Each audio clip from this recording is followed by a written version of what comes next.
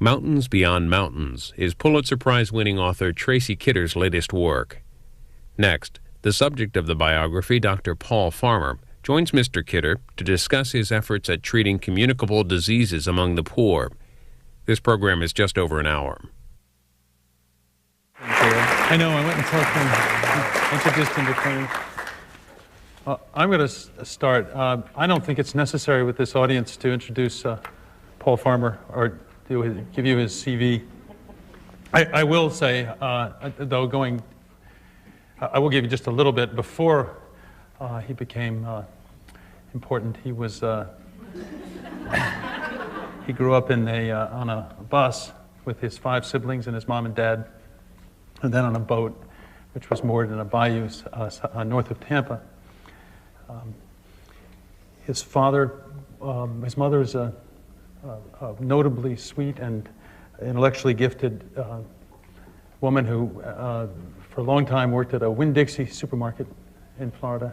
His father was a great big guy, a ferociously competitive athlete nicknamed Elbows by people who played basketball with him, and who decided his family was going to live on this boat. And I don't know what that has to do with the trajectory of Paul's career exactly. I don't think he does either. But it's an interesting fact about his life. He went on, as you know, from there to Duke, and from there to Harvard, into Conch simultaneously. That's the thing that I find most interesting in this backstory of Paul's, which is that while he was getting his PhD in anthropology and his MD, he was also beginning to build this remarkable healthcare system in one of the 2 poorest parts of the poorest country in the Western Hemisphere. And before we get to the fun here, I just want to say that, in my opinion, I think actually it's the words of Jim Kim, Paul's close associate. I'm borrowing his words. He I think, correctly calls Amis la Santé a laboratory for the world, and I think it's more and more clear that it is. In fact, we have an example right here in Boston of technology transfer from Haiti to Boston, of a program called PACT, which is also run by Partners in Health, which treats underserved HIV patients, and is now using the technique that was pretty much pioneered in Conch to very good effect, I'm told. This was billed as a conversation between me and Paul. The problem with that is, of course, that you never know if we're going to be able to produce a good one for you. So I thought I would at least start with one that lies somewhere back in the past, in which I've committed to. Wait, the problem is that we don't like having conversations. How's that? I thought we did. No, I'm just kidding. Well, you're the one who You mean I talk all the time, or you talk all the time? You're the one who allows me to find out we're having a fight after I read your book. So I don't think that's a conversation. Go ahead. Well, do it again. I wasn't going to. I wasn't going to read that conversation, but maybe I should. There's 17 of them in there. This is from somewhere deep in my book, and we're in an airport again, and I thought this was a pretty good conversation. We got to the airport early for once and went to a cafe for breakfast. "Okay," Farmer said when we found a table. "Time to get to work." He pulled out his most recent boîte list. Boîte is Creole for box, and he makes these lists of chores to do. And those are called boîtes. Only about 2/3 of the little boxes have been checked. This is shameful. He stared at the sheets of paper. All these boîtes were supposed to be done before we left Cuba. Among them was a dual boîte, one that consisted of 2 chores. If he completed either, he'd get to check the box. The dual boîte commanded him either to buy new underwear or to finish a letter. I didn't get the underwear, so this was a letter he had started during a hike we'd taken back in Haiti. He pulled the unfinished page from his briefcase. It had a grease stain on it from some article of the 5th food group he'd eaten on the hike. "It seems fitting to write to you as I sit in the middle of the Haitian countryside," the letter began. He bent over it, writing on. "Is this boîte transfer or boîte cheating?" I asked. "Depends on whether or not you have an H of G for the endeavor," he said without looking up. An H of G was short for a hermeneutic of generosity, which he had defined once for me in an email. "I have a hermeneutic of generosity for you because I know you're a good guy. Therefore, I will interpret what you say and do in a favorable light. Seems like I'm the one who should hope for as much from you." I have counted scores of terms like that one in his lexicon, which was also the lexicon of PIH. Jim and Ophelia had invented some, and some came from the Brigham, but most were farmers or his families. One time his brother Jeff, the wrestler, sent him a card in which he misspelled the word Haitians. He spelt it Hattians. So in PIH lingo, Haitians were Hattians or simply hats, and their country was Hatland. The French were Francesi, their tongue Francesi language, and Russians were Ruskis. A Chatterjee was a person of East Indian descent. There were a few in PIH who talked a lot. A farmer referred to himself as white trash. He had an old photo to prove it. His extended family had a picnic around a couch outdoors. What, they didn't have a lot of those at Phillips Academy?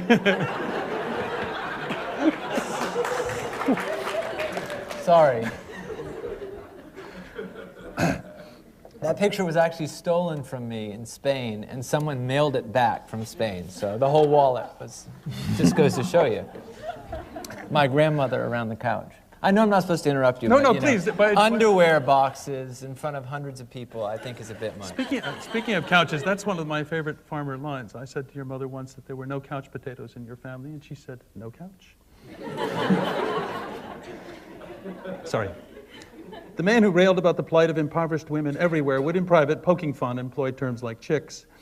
I don't care about any of that. Harvard, okay? This is Longfellow Hall. That was a... I should have cut that, I'm sorry. I don't care about any of that stuff, he told me once. Just the one thing. Impolite terms used intramurally were meant as philosophical rebukes to the misplaced preoccupations of those who believed in identity politics, in the idea that all members of an oppressed minority were equally oppressed, which all too conveniently obscured the fact that there were real differences in the shaftedness, also sometimes called the degrees of hosedness, that people of the same race or gender suffered. All suffering isn't equal was an article of the PIH Faith, generated in reaction to the many times when they had tried to raise money and instead had been offered lectures about the universality of suffering, or simply lines like, "The rich have problems too."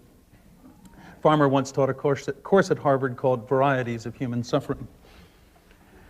He was a real winner, too. Well attended. When people get around Paul, they start talking like Paul, his old friend from medical school, the writer Ethan Kanan said. He's such a word gymnast. There was an obvious utility in the brevity of terms like H of G for a mind moving fast and for people trying to keep up. When, for instance, TBMI, transnational bureaucrats managing inequality. Well, they exist, you have to admit. They're everywhere. I didn't say they didn't. Produce clever arguments, also known as well-formed stool,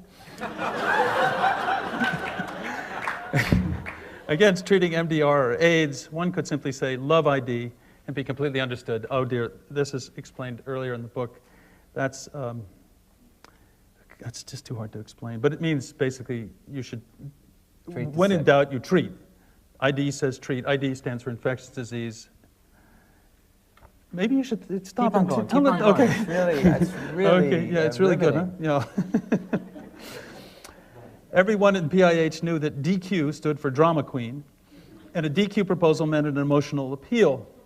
We could use a DQ quote here and a generic inequality of outcomes over here, I once heard Farmer say to a young assistant working with him on a speech. She's in medical school at Harvard now. Geek flowers was the completed research that PIHers presented to Farmer or Kim, and skull butt was short for scholarly buttressing, which meant that every statement of fact Farmer made in a paper had to be verified as coming from some authoritative source. He's neurotic about having it all perfect, said a medical student who did a lot of skull butt for Farmer. Not because he's anal, but because when you're doing these things for the poor, amidst arguments that it's not cost-effective to treat them, you have to be perfect or you'll be picked apart. Lugar was luggage. Coutumes meant customs. To commit a 7-3 was to use 7 words where 3 would do. And a 99-100 was quitting on a nearly completed job. Nothing pisses me off like a 99-100, Farmer would say.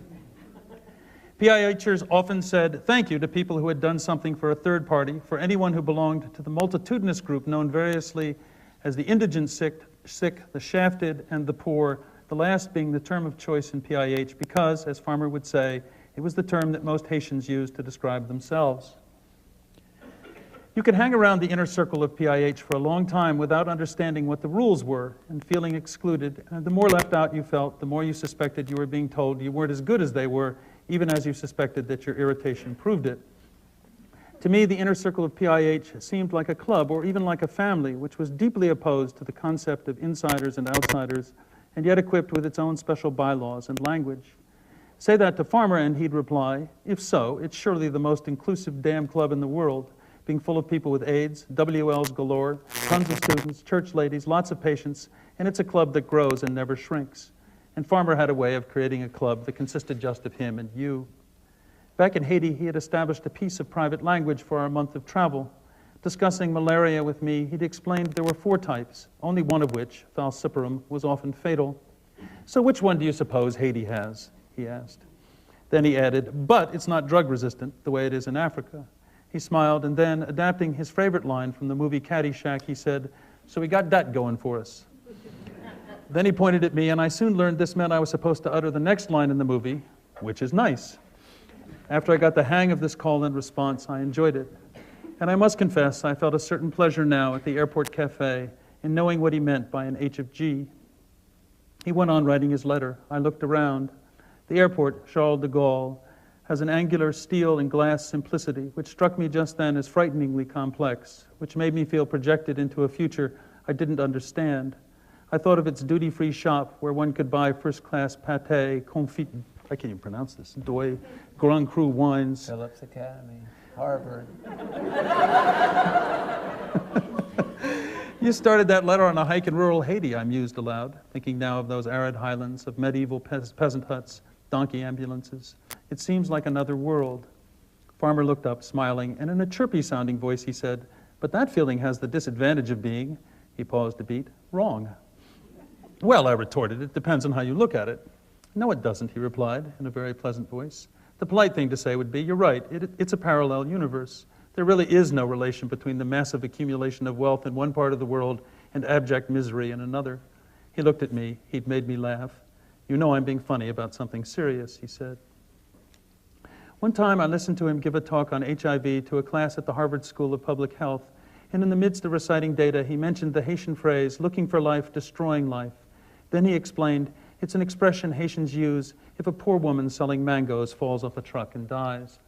Very early in your time in Haiti, his time in Haiti, he and Ophelia Dahl came upon a woman who'd fallen off a truck, the mango woman, and had died just as many years before. I felt as if for that, 20. I felt as if for that moment I could see a little way into his mind. It seemed like a place of hyperconnectivity.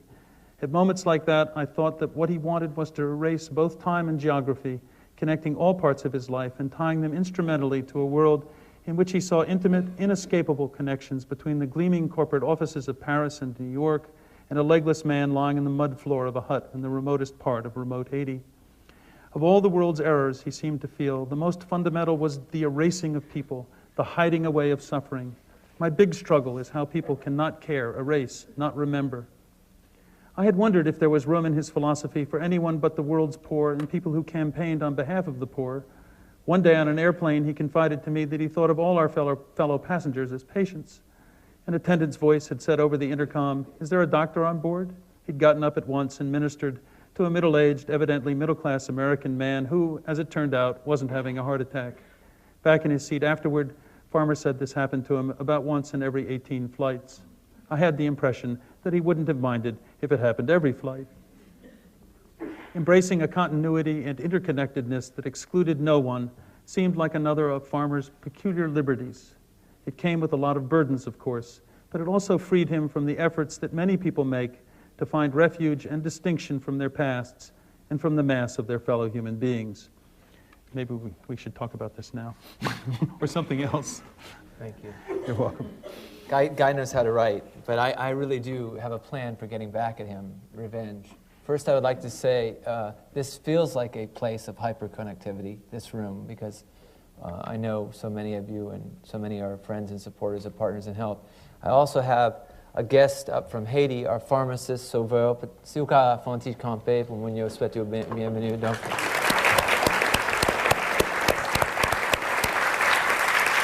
I remember that guy. yeah, actually Sauveur appears as the pharmacist on a trip to visit a patient, but I'll get back to that in a minute. Sauveur, this is his first visit to our country, and it's been, he's staying with me. Some people, I wrote to Tracy a note just today. I don't think he's gotten it because his computer has a virus, which if he were careful, he would not have. But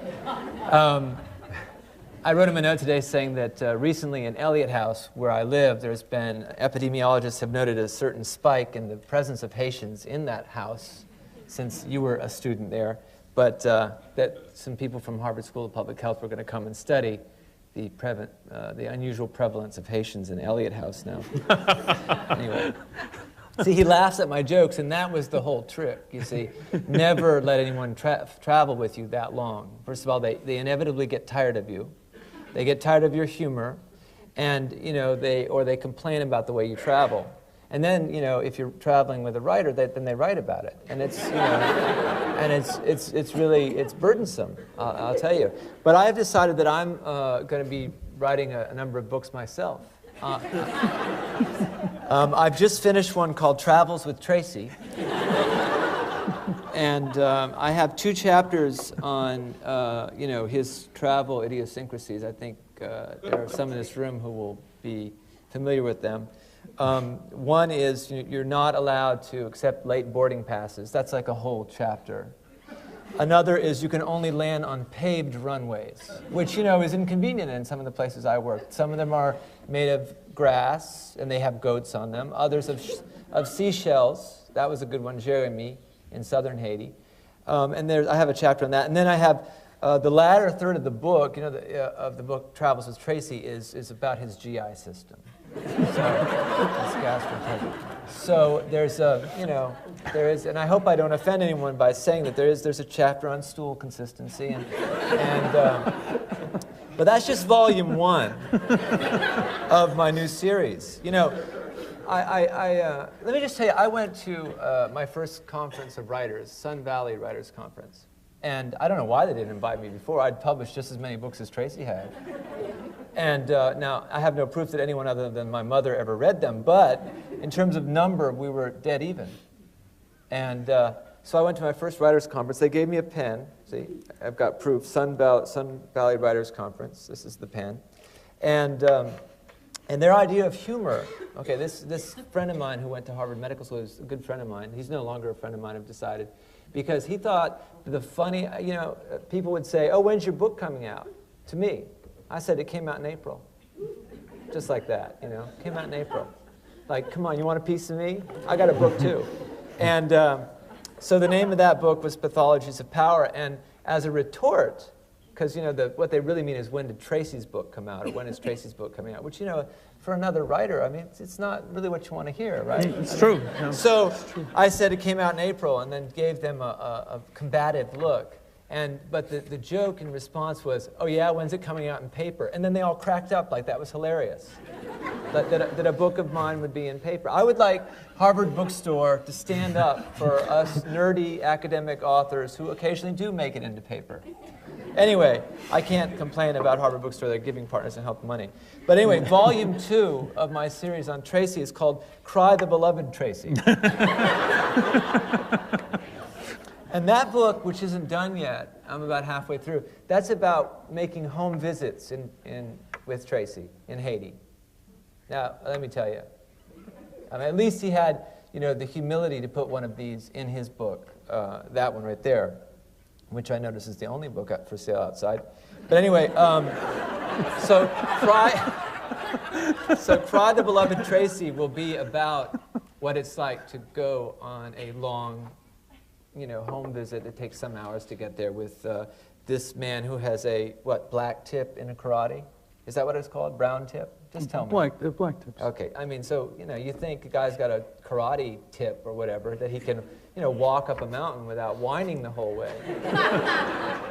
So then I've got another series that are not so much about Tracy. These aren't done yet, but they're inspired by Tracy. You've heard of his book House. Many of you have read it. I've got one called Hut that's coming out very soon. And after that, I think Tracy won the National Book Award for Hometown. I've got Slum coming out right after that. And some of you know that the Haitian word for car is machine. The French word is voiture, and the Haitian word is machine.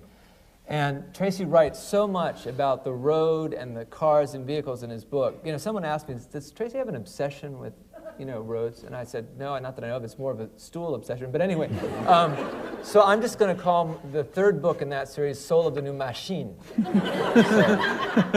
And I'm expecting to win a Pulitzer with one of them. Anyway, this has been you know, this is a conversation. I just want to say a couple things about, you know, I just did, this ought to make you laugh. Again, I've written a number of books, and I just was asked to be on Fresh Air. So I just came from the studio from doing Fresh Air. And I said to the lady who was interviewing me, you know, how come you never invited me to be on Fresh Air before? I was just joking, you know, because it's like, when is your book coming out? It's the same thing. And I was with some friends who were reminding me, you know, it's time to get over here to Longfellow Hall, which, by the way, is not the place I would have read that passage about identity politics, but I'll get you back later for that. Okay. And so they were pointing at their watches and saying, time to move. And so as the Fresh Air person, there's a producer and an interviewer, was signing off, they said, good luck on your tour. And I, you know, it was too late. I was like, lady, I'm going back to Haiti, okay, tomorrow. I am not going on tour. I'm not traveling anywhere with him ever again, ever. But one of the questions that she asked, which I found pertinent, there were a couple that were impertinent, but I'll be in Haiti when it comes out, so I won't hear it. But in any case, she said, well, you know, why did, you know, this, you must be uncomfortable, you know, this must be a strange experience. You know, and it is. You know, seeing your name on a book, but if you didn't write it, that's a strange experience. And I said, it is a strange experience. But I can tell you why, most of all. And that is because, as I'm sure is evident to many of you here tonight, the work that we do, whether in Haiti or Roxbury or Siberia or Peru, is teamwork. You know, and it's about huge teams of people like Sauveur, like Ophelia, who actually is in the book a lot. And, you know, that's the part that's been a little bit difficult. I've already said all this to Tracy in recent months, is that, you know, I work as part of a team, and this is a book that focuses a good deal on an individual. And the issue at hand, I think, and I speak for my colleagues in Haiti and here, and our partners in health, and our colleagues at the Brigham and our colleagues at Harvard Medical School, the issue for us is really inequalities of outcome in healthcare and the destitute sick. And that's what brought us all together in this club that Tracy refers to. And that wasn't meant as a compliment, by the way, when he said it was like a club. That was meant a little bit as a jibe. But this is a club that we feel should become a movement. Because anyone, as Tracy Kidder points out in his book, anyone can imagine themselves sick and without a physician or a nurse or someone looking after you, without access to medicines. And that is the way the world is today. Not just the world that is described in this book in detail, the 6 million people who will this year die of AIDS, tuberculosis, and malaria. And, you know, we have all the tools we'd need to prevent all of the deaths, all 6 million of them, but there's no equity plan that would allow us to use them properly. Nor is there any reason that someone who lives in Roxbury should be bouncing in and out of the hospital because they don't have adequate care delivered in their home, or they can't fill a prescription. And that's what the main issue is for those of us at Partners in Health. And again, this is a big community, a big club, as Tracy says, and it's a club that we'd like to see become a movement because we don't see any way forward towards equity in healthcare if there isn't a movement. And that movement cannot be local, it has to be global, and it can't, nor can it not pay attention to local problems. So that's how I'd close my comments and have a real conversation with all of you, is to say that we'd like people to be part of this. And that's why I met Tracy in 1994, but that's why over the last 3 years I've been traveling with someone who likes to get to the gate 2 hours before the plane leaves. It wasn't my fault. It was the guy in Peru. Yeah. It wasn't me. So in any case, thank you all for supporting Partners in Health, and thanks to Harvard Bookstore for making making this event possible, but also this conversation possible, but also for being generous to Partners in Health in the holiday season. We're very grateful, and we're dead serious about this movement idea, and that's why we've expanded our endeavors, and we're now working also with the Brigham and Women's Hospital and other facilities in this medical mecca to look harder at health equities and to train a new generation of doctors, nurses, nurse practitioners, social workers, other people on the front lines, community health workers, of course, pharmacists like my guest here, to take health inequality seriously. And we know, of course, that medical people, people who are doing the work in the front lines, can't do it alone. We have to have support, and that requires the support of the citizenry. And the citizenry should be pushing people in power. And, you know, these are people, I don't know how they got, well, we didn't really elect them, but you know what I mean. We almost elected them. Anyway, they're in power anyway. So, you know, we're not unconnected to them. And our own movement, we feel much more comfortable working, you know, with people like you, with people in communities in Haiti, in Peru, in Roxbury, and in universities. I mean, sometimes my notion of who we should be talking to is a bit expansive, because I went to give a talk to the Boy Scouts once, and people at Partners in Health accused me of giving a talk to a paramilitary organization. Anyway, that's a joke. They didn't really. They were kidding. Anyway, so we're hoping you'll all join this movement, and thank you very much for letting me sit next to him again. Thank you. Hey, Paul, I want to give you one more conversation from the past, okay. but this isn't between me and Paul, but between Paul and a wonderful man named Tom White. And I just to prove also that Paul isn't the only person in this book, and this is just a little bit of the stuff about Tom. He was an older man. I mean, you all know who Tom White is, for heaven's sake. Anyway, just this little conversation. Certainly Haiti upset White. He found the road to Cange especially offensive. See, he did too. Mm-hmm. Jogging along that damn road, he'd say. He never traveled it without thinking, this would be so damn easy to fix. And of course, being the head of the biggest construction firm in Boston, he could fix it. He could have fixed it. He remembered his first view of Kwashiorkor. There was a kid with red hair and a bloated belly, and I said right away, put in a feeding program here. White found it easy to imagine himself a Haitian. A child with big eyes and a memorable smile encountered in a dirt-floored hut made him feel like bringing over the company bulldozers. For Christ's sake, he'd say to Farmer or Père Lafontaine, put a tin roof on and pour a concrete floor. I'll give you the money. Holy shit. When Farmer was back in Boston doing his internship at the Brigham, White would drive over at lunchtime and buy sandwiches at the restaurant inside the hospital. He and Farmer would eat them in White's car. One day, White asked Farmer, who looked pale as usual, you eaten enough? Oh, I'm fine, said Farmer. Need any money? No, said Farmer. Well, maybe $40? White happened to have a wad of $100 bills in his pocket. He tossed one into Farmer's lap. You look hungry to me. Saying this, he felt impelled to reach in his pocket again. He tossed another 100 to Farmer. Please, for God's sakes, eat, he said. And to emphasize the point, he gave Farmer yet another 100. Farmer looked down at the loot. Now I can tell you what happened last night. He'd gone to the home of an AIDS patient whom he had treated at the Brigham and found out the man was about to be evicted. I signed my check over to him. Geez, Paul, don't you think that's kind of impractical? Farmer smiled. Well, he said, God sent you today. White often found himself running errands in Boston for projects in Cange, picking up things like sinks and loading them into the trunk of his Mercedes. One load of sinks was for a new clinic. The first clinic turned out to have been badly designed. White paid to have it rebuilt. He did this quietly, not asking for credit, not even a plaque with his name on it, said Farmer.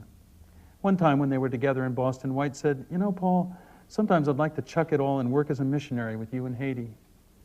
Farmer thought for a while, then said, in your particular case, that would be a sin. Well, since this is a conversation, I will say I was an intern on that particular event, but there are plenty of people, and that man happened to live in Roxbury, there are plenty of people who do get evicted from their homes. And you know, they often will tell you that it's because they have AIDS, and I think that's a perfectly legitimate way of seeing it. And you know, that sounds, again, in the telling, an unusual occurrence. It's not. And since that time, it was somewhat impractical for me to sign over my check to someone. But since then, we've come across, you know, equally dramatic cases of people who are losing their housing, who have, you know, HIV and are illegal entrants, and we ended up starting a project called PACT. I don't know if the director of PACT is here. Heidi Beffer is a physician who trained at the Brigham, and she's probably in clinic or visiting people in their homes in Roxbury. But this is one of the projects that we're talking about. And if you think that it's rare that people are evicted from their housing, or that they have housing insecurity, as it's sometimes called, you're incorrect, and it happens a lot. And a more practical way of doing it than signing over one's check, although, again, that didn't put me at peril of being anemic or hungry. That's just how Tom saw it. But a more practical way of doing it is to have housing security, to believe that housing, food, education, water, and healthcare are rights, are human rights. And then you don't have confusion about what is the appropriate thing to do for people who find themselves in such perilous situations. I don't think of Partners in Health as a charity organization, but more of a social justice organization. I don't think there's anything wrong with charity. I think it's very laudable. At the same time, I think it's safer for people like us who are not going to be pitched out in the street and who are not going to go hungry. The problem with being an intern, by the way, is just that you're too busy to sit down and eat. But a better way to move forward is to think about human rights in a new way, social and economic rights, that is the right to food, the right to health care, the right to housing, the right to a job, as something that we should support. And for us at Partners in Health, the right to health care has been a way in, but we don't believe only in the right to health care. We actually do believe in the right to housing security and the right to, this has gone on. In Haiti, you have people and you ask, should you have the right to teeth? Because people don't have dental care. They don't have, they lose their teeth young, and then how are they going to masticate their food? And we've gone through a long list of things that we believe people ought to have the right to. And, again, dental care is one of them. And over the years, we've uncovered all of these strange situations right here in this city. And they're particularly disturbing here because, again, you're right up against such affluence, and people can be pitched out of their house with no security. I mean, there are laws to prevent that, but they really don't always work for the most marginalized and poor. And again, surely that's something that could be fixed in this city, and that's what this Project PACT is about. There's a risk, of course, that, that story is a true one, and it happened again, signing over checks to patients without any untoward effect on me, I might add. I never had housing insecurity. I always had a place to stay. Now, granted, I did often borrow money from friends. Sorry about that. But, without any great risk to a young physician in training could easily sign over a check and live to tell the story. What's going to happen? You're going to blow up or explode? It's not like it's a life-threatening act.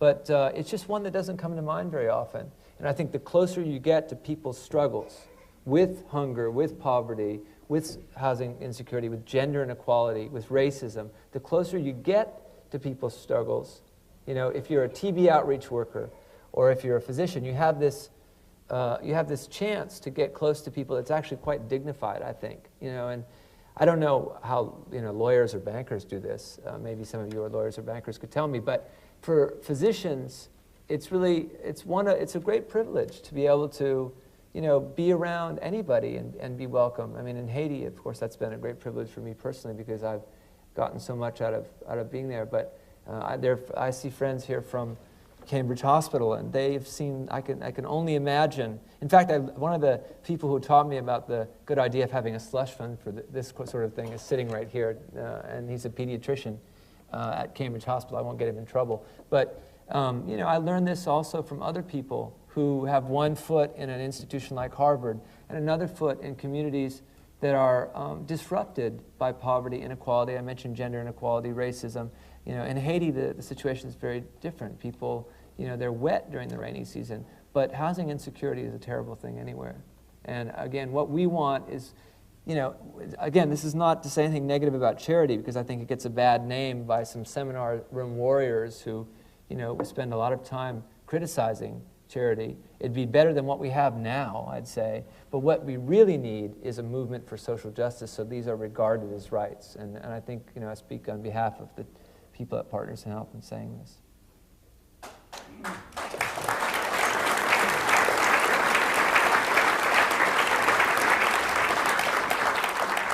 So let's let them ask some questions. So we're done. Now it's you. Yeah, questions. People want to ask questions, please come up to one of these microphones. And I especially welcome questions about antibiotics. I'd be glad to answer those. Management of advanced HIV disease, multi-drug resistant tuberculosis, typhoid. Any of those are fine with me. Our social and economic rights. I wonder what I could answer. Hi, my name's Kenneth Coster. I actually run the surgical clinic at Fond de Blanc, and I happen to be in town with the School of Public Health. And one of the great problems that we have, which touches upon something you said, and I'd like to hear your thoughts, is the absence of profound social change. To drive through Corfu or a place like that and see the fertile thousands and realize that this problem is growing exponentially and that we're really just applying Band-Aids. So what are your thoughts on that? Well, first, for those of you who don't know, first of all, you're a surgeon working in Fond de Blanc, and I would like to say I think that's admirable. And I said yesterday to my medical students, their first year medical students, and this is a class in social medicine, and I was of the opinion that they shouldn't have to apologize for being physicians or nurses or nurse practitioners or people who are doing Band-Aid work. And so Fond de Blanc, for those of you who don't know, is part of Haiti, and Carrefour is an urban slum. But if you want my thoughts on the matter, I'll give them to you. Don't stop doing surgeries for free. You probably pay your own airfare, too. Don't stop doing that. We need people to help do that in Haiti. People have surgical disease. They're dying of untreated surgical disease. We have a very busy surgical clinic in Conge, and we don't charge people for those services. That's what we mean by moving resources down a very steep gradient of inequality. But that's not my real answer. My first thing is to say, keep it up, don't give up. My real answer is, why is it that the United States is blocking humanitarian and development assistance to the poorest country in this hemisphere? Why are they blocking, why is the Bush administration using political influence to make sure that fundamental change doesn't happen? Why are we blocking a water loan, an educational loan, a road and transportation loan, and a health sector reform loan that are already approved by the Haitian Parliament, the Haitian Executive Branch, and the Inter-American Development Bank? And when I bring that up, then suddenly I'm not very popular anymore. When I bring that up in the United States, say, write your Congress people, tell them you don't want the whims of Washington to decide whether or not the richest country in the hemisphere is going to block assistance to the poorest country in the hemisphere. And again, Barbara Lee said it. She's the leader of the Congressional Black Caucus. Chris Dodd said it. He's a senator from Connecticut. But when I say it, it's suddenly, you go from humanitarian doctor to, political radical or something. Well, it happens to be the case that these loans approved in 1998 they're still in Washington. And 1 month ago, Haiti, the Republic of Haiti, the second oldest country in the hemisphere, ours being the oldest one, mine anyway, yours too, I suggest by your accent and bearing, just emptied 92% of its national reserves to pay off the odious debt accrued by the Duvaliers and others who had taken out loans from this bank, no problem.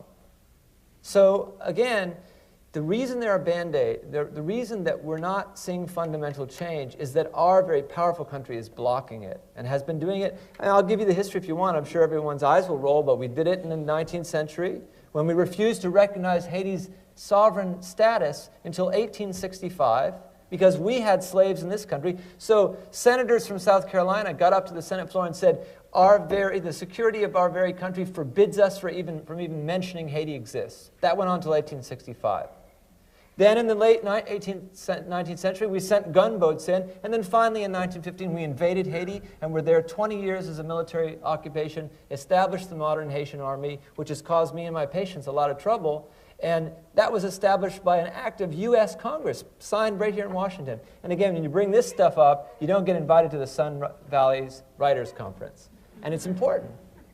So that's what I would say. Keep up the surgery, but just know, and I'm going to keep up my day job too, but just know if everyone could put a little bit of time into exploring these bizarre and unfair, and I frankly don't think they reflect the American people's will. I'd like to think that. I mean, the Americans I know are great people, so I can't imagine cutting off water to the thirsty or denying education to children who need it most or trying to make those roads remain in the condition they are.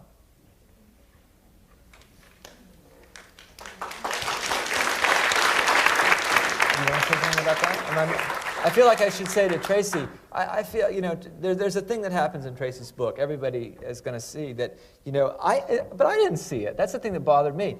You know, I thought he was really enjoying my company enormously and thought I was hilarious. And then I read the book, and then I find out he has a number of serious gripes with me. Anyway. That's an exaggeration. Anyway, what I'm saying is, I really don't think that Tracy Kidder believed me when I told him the story about the blockade. I mean, I didn't say, look me in the eye, Tracy Kidder, and tell me you believe everything I'm saying. But I'm not sure that he did. And so he looked into it himself. And have I misstated anything? Nope.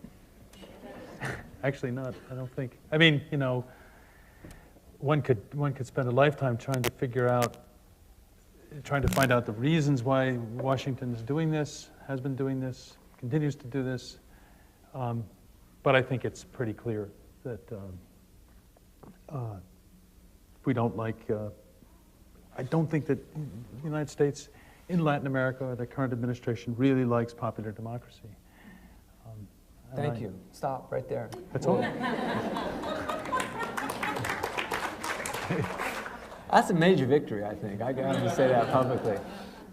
You said this has been going on since '98? Well, this particular set of loans was approved. Some of the delays happened in Haiti. It's really been in the last 2 years that the spigots have been stopped mostly by Washington. And, you know, it's illegal, okay?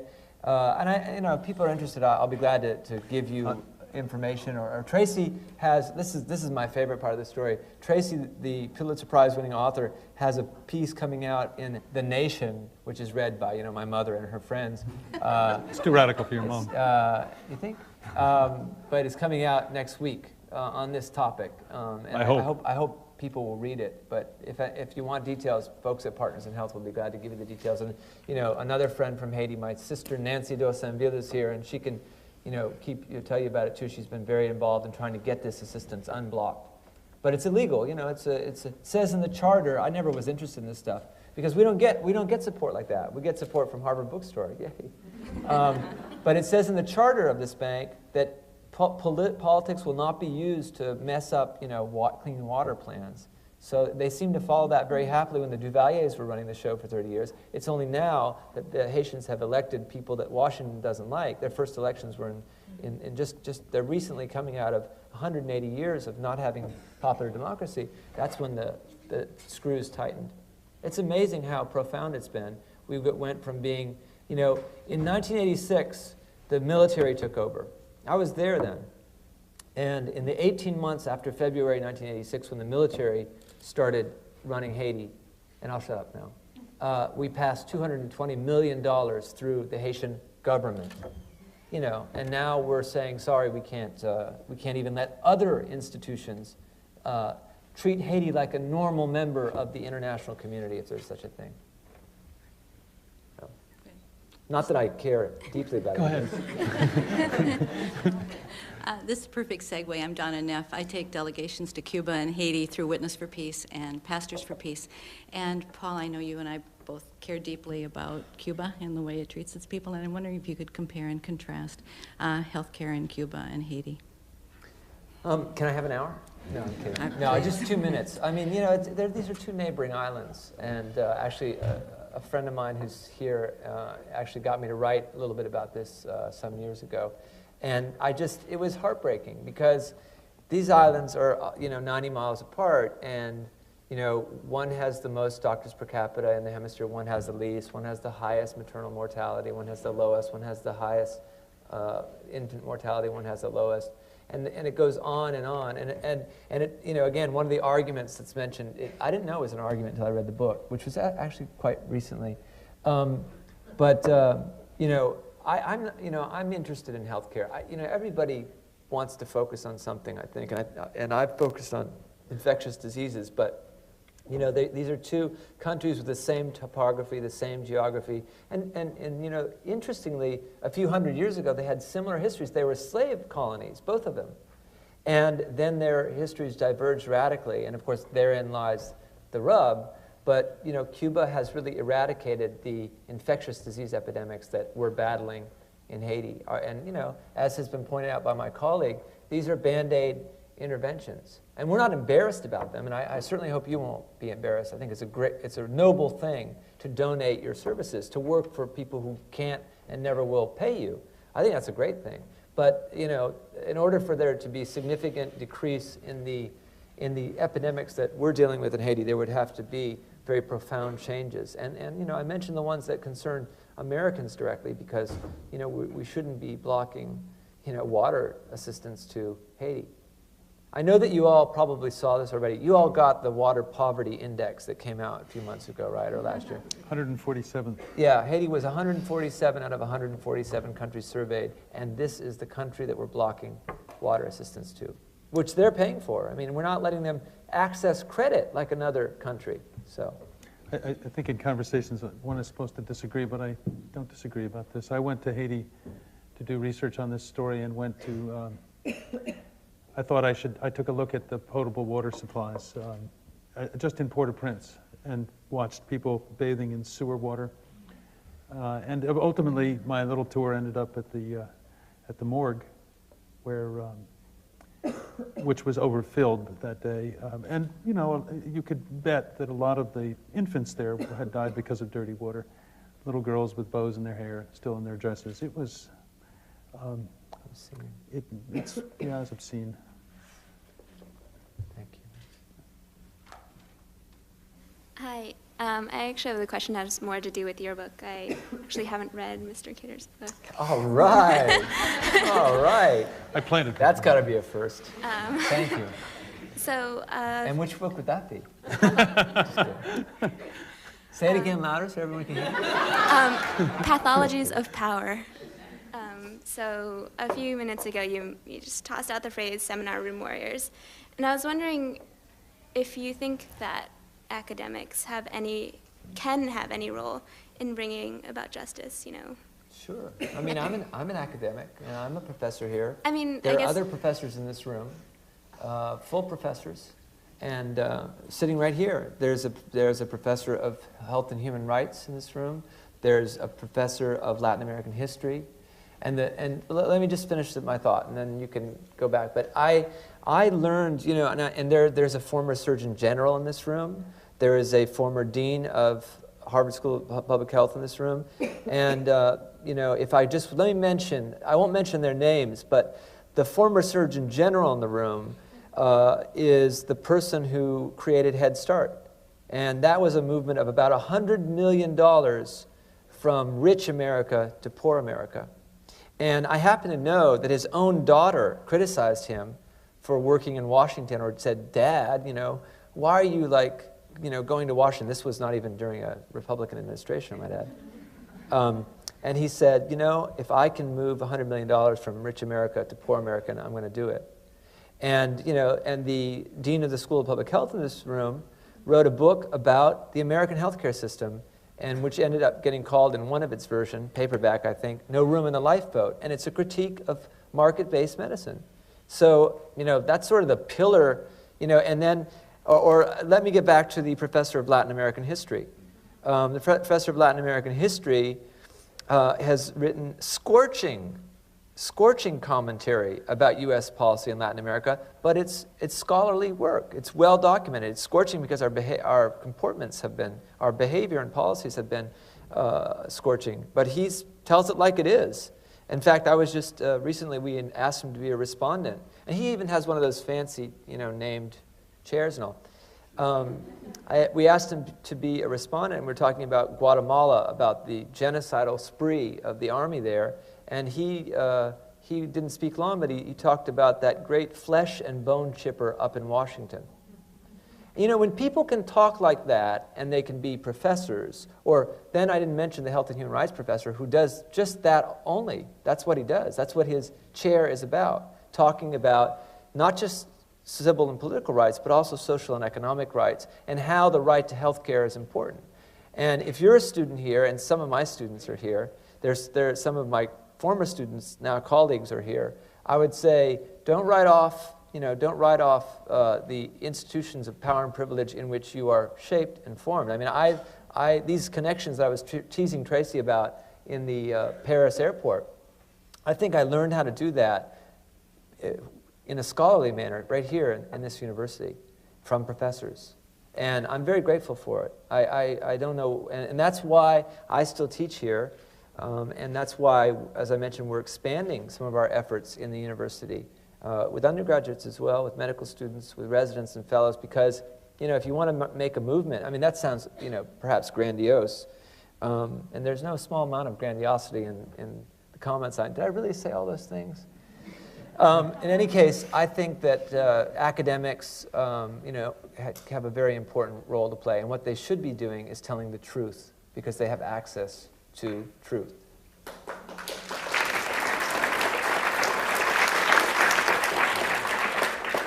I guess an extension of my question is about a certain discipline, which is that, I guess, economics. I mean, it's an incredibly powerful one, but one in which, like, the standards of scholarly legitimacy are very much at odds with, I guess, moral arguments, you know? I think that they're underpinned by ideological arguments, but, you know, the economists are not willing to agree. They call it science. Some call it the dismal science, I might add, quite appropriately. I don't know a lot about economics, but the idea that economics is currently practiced is ideology-free is absurd to me. I think it's ridiculous.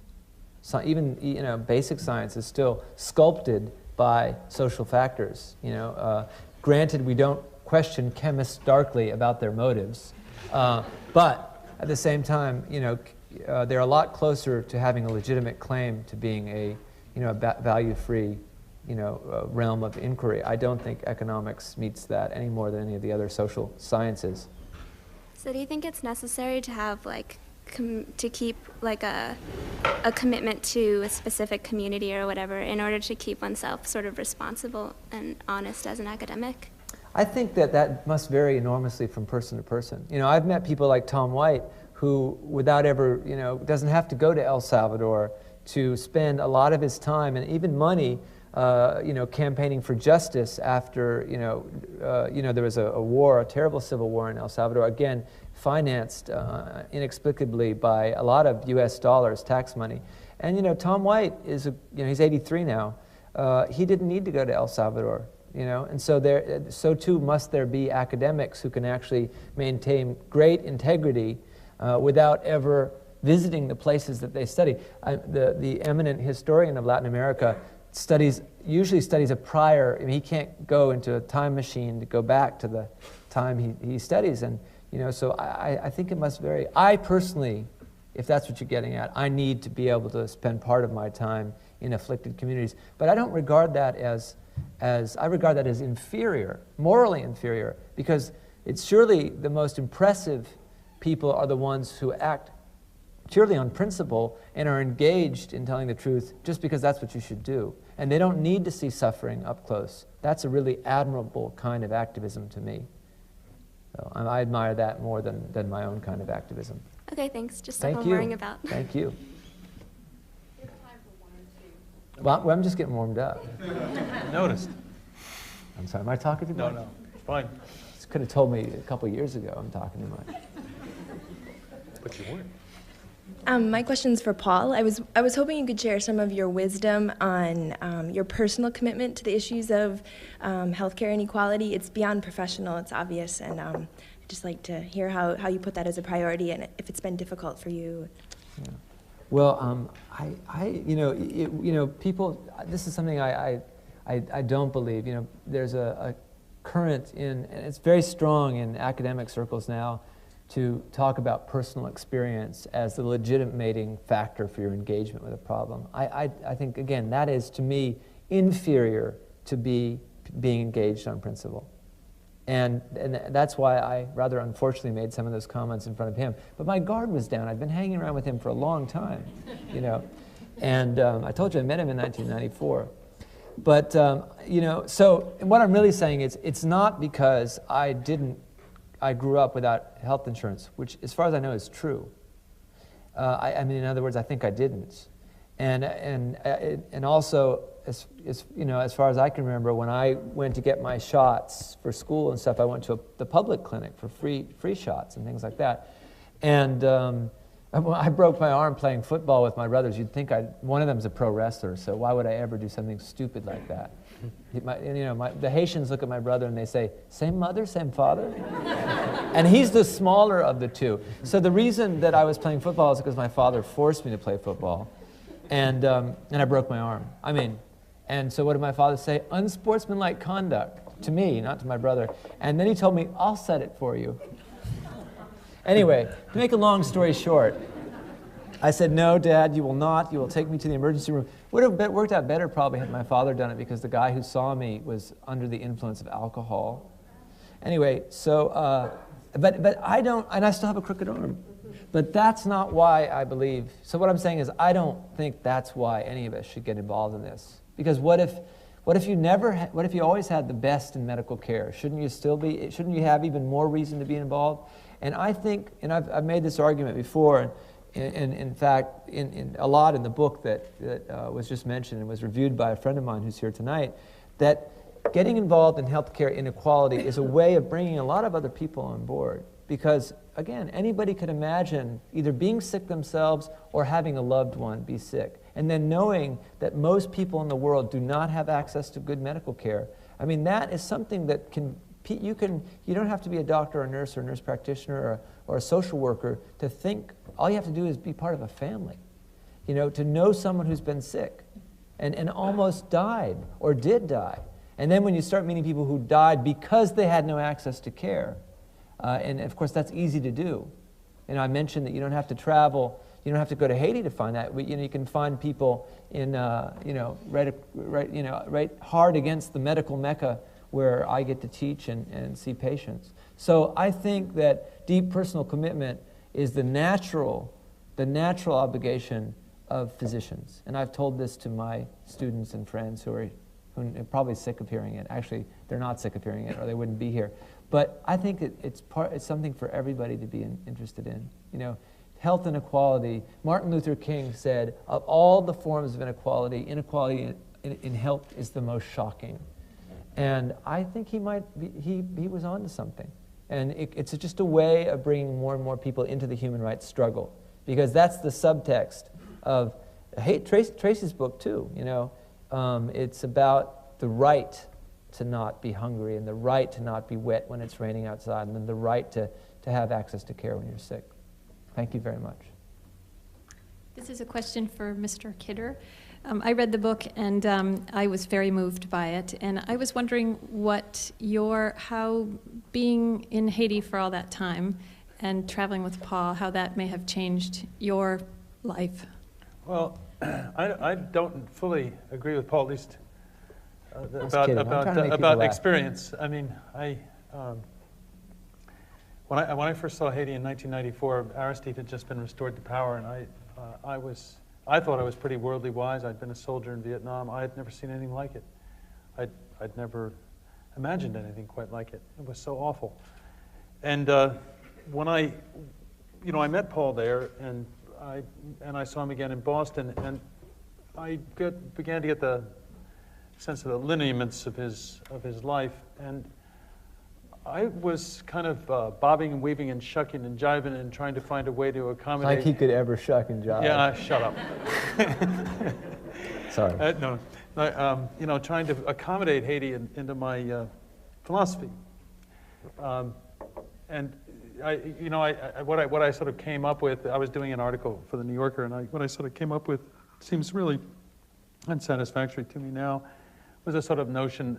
I was kind of bought into the pessimism of the soldiers I'd been hanging out with, whom I liked very much, by the way, the American soldiers, which was, and I didn't really see Paul again for 6 years. And I think I was a little afraid to. I was afraid he would disturb my peace. Which I proceeded to do, Yes, I might add. That's true. In infinite number of ways. No, just but mostly. I'm just getting started. Yeah, I know. So. I got your piece. What I came away realizing was that it wasn't it wasn't satisfactory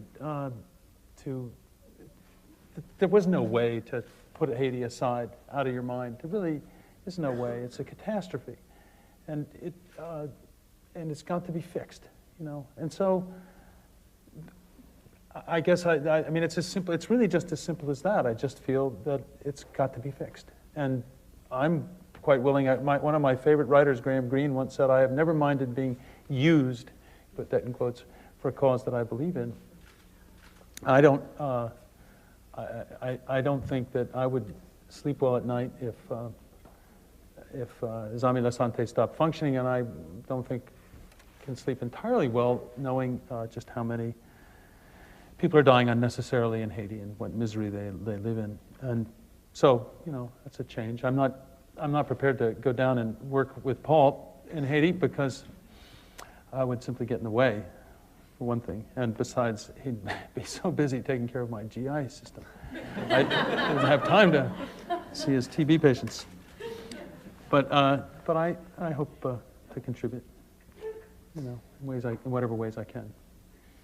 I just would like to say one thing. First of all, I think that was a great question, and I'm glad I didn't have to ask it. But, Haiti is a catastrophe that needs to be fixed, but they keep trying to fix it. They tried in 1791 to 1804, and we helped block it.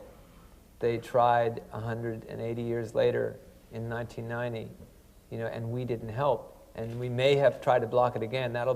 We'll wait to the historians, getting back to the question from, I'm assuming you may be a student here, but we may have been obstructing there. I think there's a lot of likelihood that we actively campaigned against popular democracy. I think we have a lot of information, and so it's got to be fixed, but we've got to stop sabotaging the popular movement. There's this expression, teach a man to fish, or give a man to fish, feed him for the day. This is not gender sensitive. See, I'm going to kill him for using that passage. But teach a man to fish, you feed him for life. But you see, that is not what happened here. What happened is that we helped destroy the fleet and the fishing boats and pollute the waters. And that's the history that people don't want to hear about. The history of how, a catastrophe unfolded over time, and the ways in which the powerful were so tightly linked to the disempowered. From slavery, slave owner to slave, all the way to the current time. Again, this is the part that no one wants you to write about and talk about, but it's what underpins the catastrophe, which is absolutely soluble. This is not an insuperable problem. The problems that we see in Haiti, the political problems, the health problems, the social problems, these are not insuperable problems. Haitians want to fix them. And that's why they keep trying. And they were the ones who led the way. They were the human rights nation. In 1791, when they started the Haitian Revolution, the U.S. Revolution was not against slavery. And the Haitian Revolution was, and it was the first one. And it's sort of like they came here 200 years too early. You would have thought if it happened during the Enlightenment, it would have been a good time. It wasn't. Everybody else just punished them for decades and decades and decades. And I think that's where, that's why I'm here. I'm leaving tomorrow, so I'm not going on tour, as I said. But it's people like us, the citizenry, who can make a difference. I believe, maybe that's just psychopathology, but I think that we have a say. We are not peasants living in poverty. They've already made the smart choices. They've already risked their lives to go vote and to make their will clear. They've already done all that. And then what have they had? Not only a lack of cooperation, but sabotage. of their popular movement. And you know, I think that's got to stop. And we're the people who've got to make it stop. We have to make it stop. Thank you. I guess that's it. Thanks.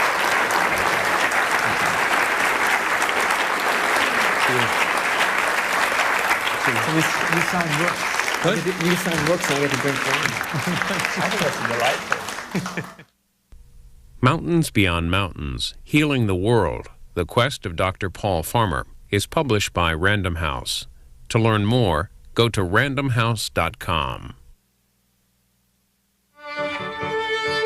Find once for me in an email. I have a hermeneutic of generosity for you because I know you're a good guy. Therefore, I will interpret what you say and do in a favorable light. Seems like I'm the one who should hope for as much from you. I have counted scores of terms like that one in his lexicon, which was also the lexicon of PIH. Jim and Ophelia had invented some, and some came from the Brigham, but most were farmers or his families. One time his brother Jeff, the wrestler, sent him a card in which he misspelled the word Haitians. He spelt it Hattians. So in PIH lingo, Haitians were Hattians or simply hats, and their country was Hatland. The French were Francesi, their tongue Francesi language, and Russians were Ruskis. A Chatterjee was a person of East Indian descent. There were a few in PIH who talked a lot. A farmer referred to himself as white trash. He had an old photo to prove it. His extended family had a picnic around a couch outdoors. What, they didn't have a lot of those at Phillips Academy?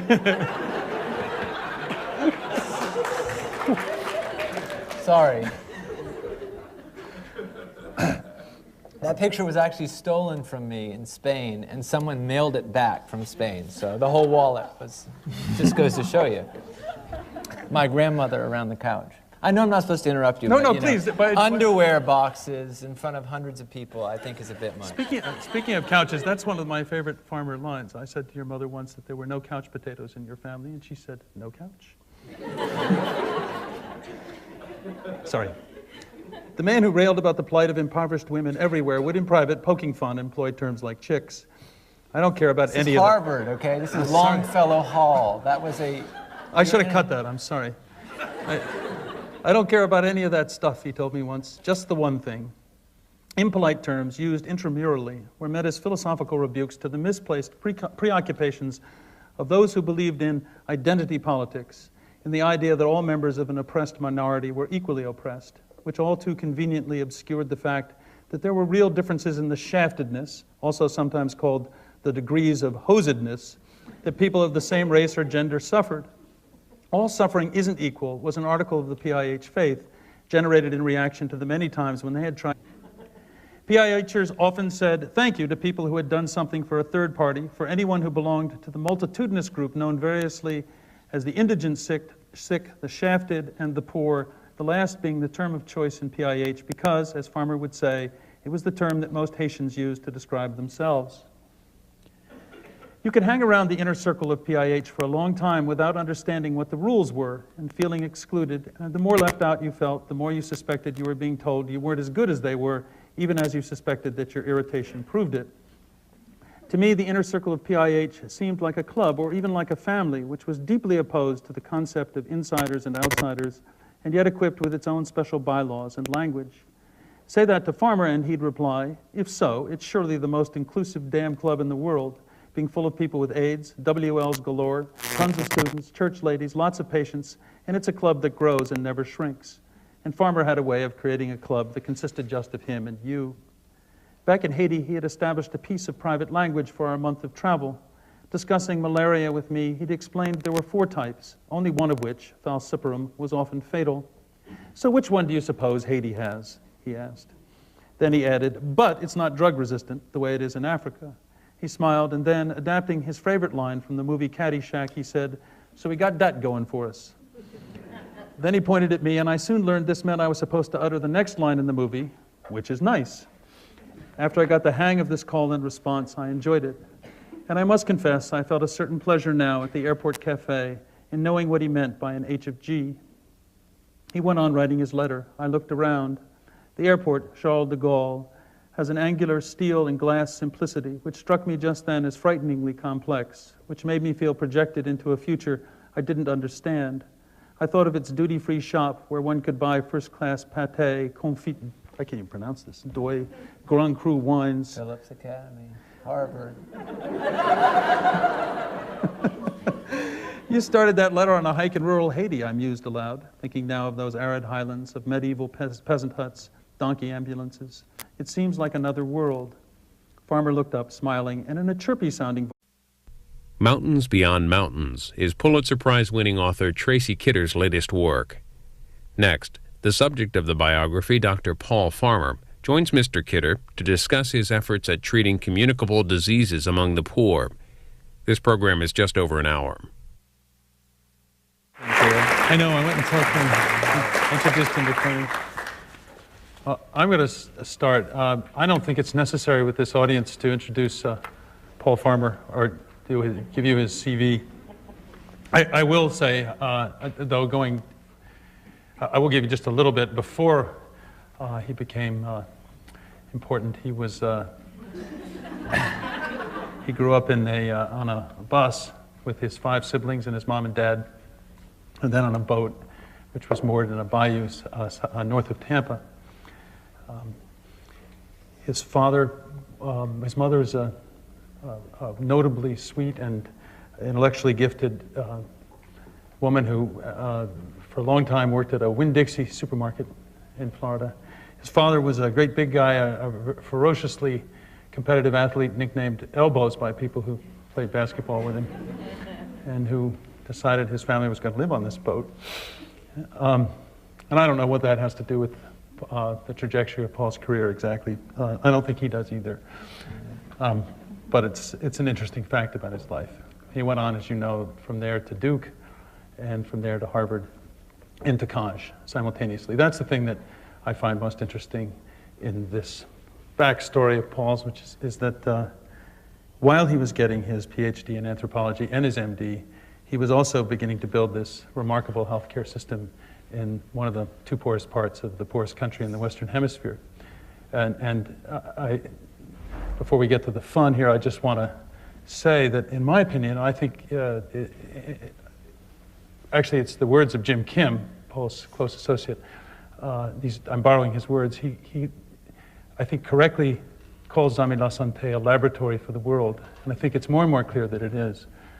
In fact, we have an example right here in Boston of technology transfer from Haiti to Boston, of a program called PACT, which is also run by Partners in Health, which treats underserved HIV patients, and is now using the technique that was pretty much pioneered in Kaj to very good effect, I'm told.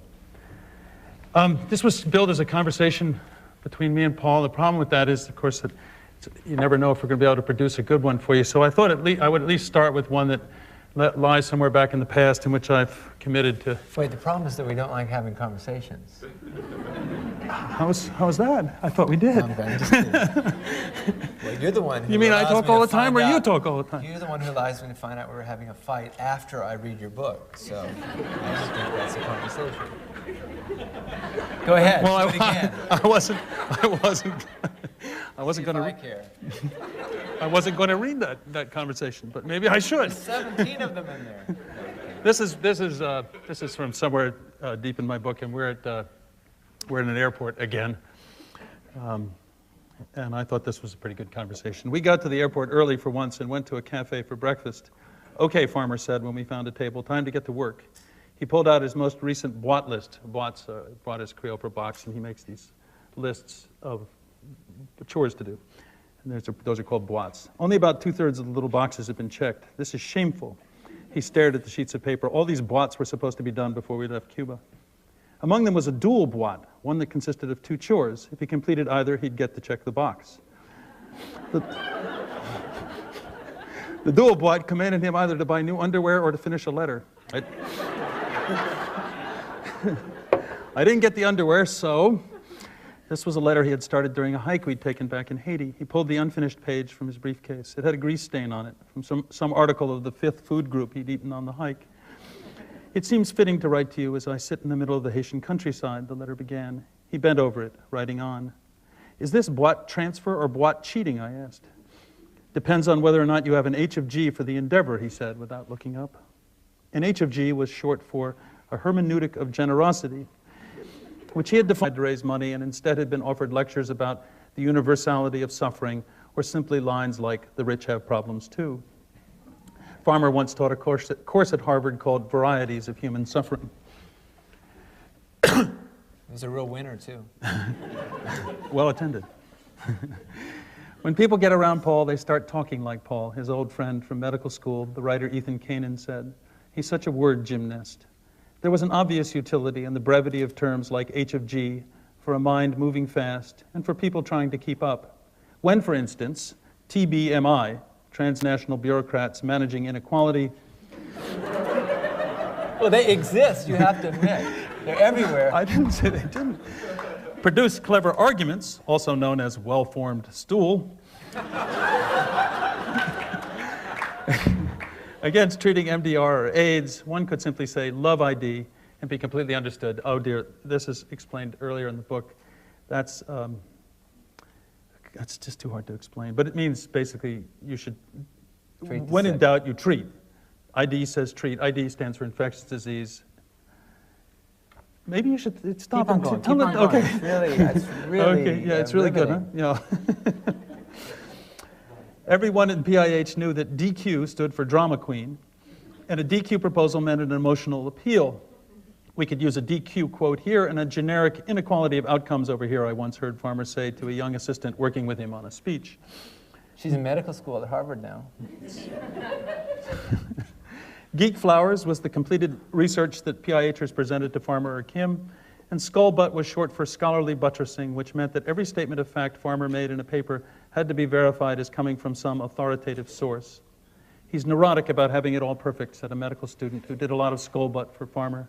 Not because he's anal, but because when you're doing these things for the poor, amidst arguments that it's not cost-effective to treat them, you have to be perfect or you'll be picked apart.